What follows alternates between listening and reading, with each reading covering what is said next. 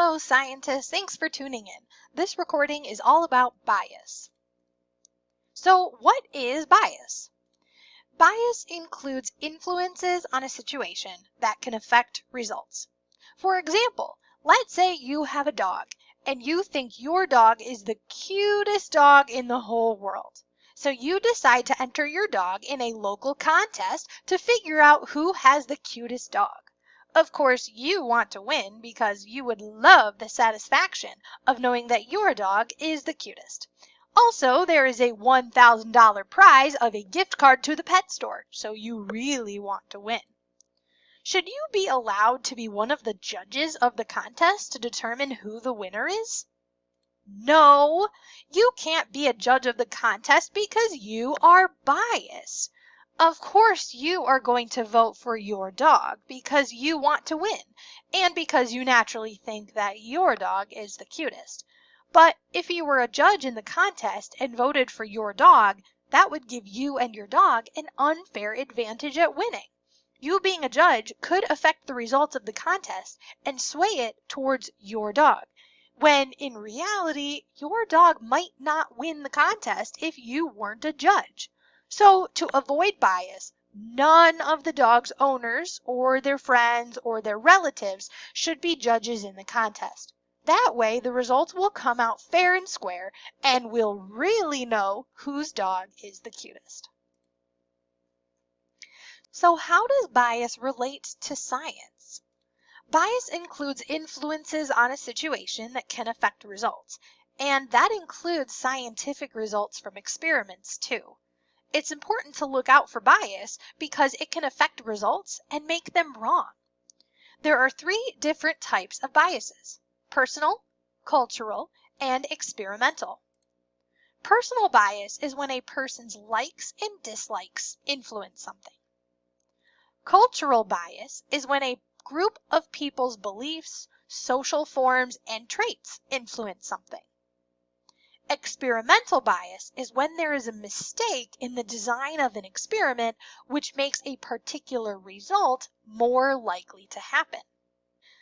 Let's practice differentiating between the three types of biases. Let's say that Bobby is a 6th grade student at Micah who has 2 guinea pigs.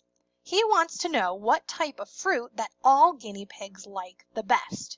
He hypothesizes that guinea pigs like bananas the best because Bobby's favorite fruit is bananas and he feeds them to his guinea pigs all the time.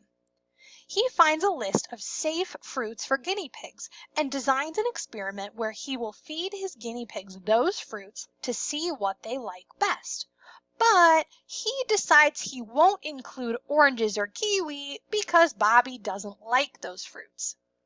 He sets up the fruit in a line, just like what you see on this slide, with the banana right in the middle.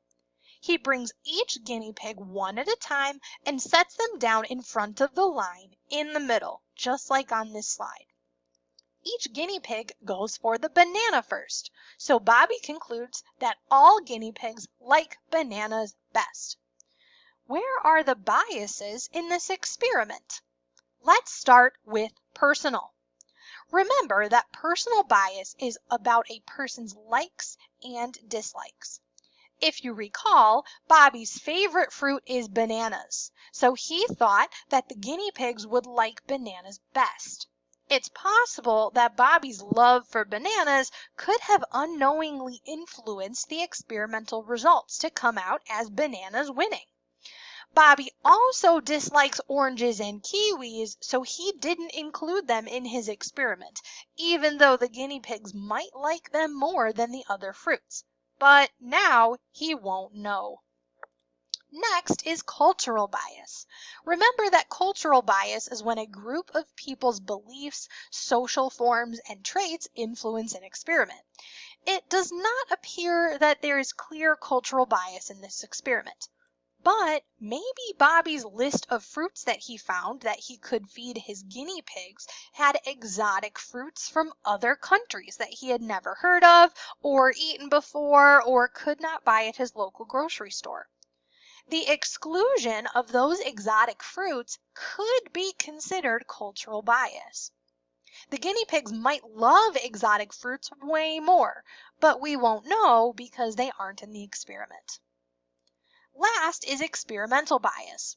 Remember that experimental bias is when a mistake is made in the experiment's design that makes a certain result more likely.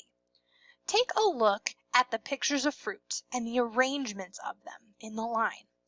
If the guinea pigs were placed in front of the line of fruit with the banana in the middle, do you think that it's possible for the guinea pigs to just go toward the closest fruit that they see? I think so. The experimental bias here is that the guinea pigs were placed closer to certain fruits and they're more likely to eat that fruit. It just so happens that the closest fruit was the banana, Bobby's favorite. Bobby should have designed his experiment differently so that no fruits were more likely to be picked first than the other ones. It was also unwise for Bobby to only use 2 guinea pigs to make a generalization about what all guinea pigs like. He also only conducted 1 experimental trial. If he did the experiment multiple times, maybe he would have gotten different results.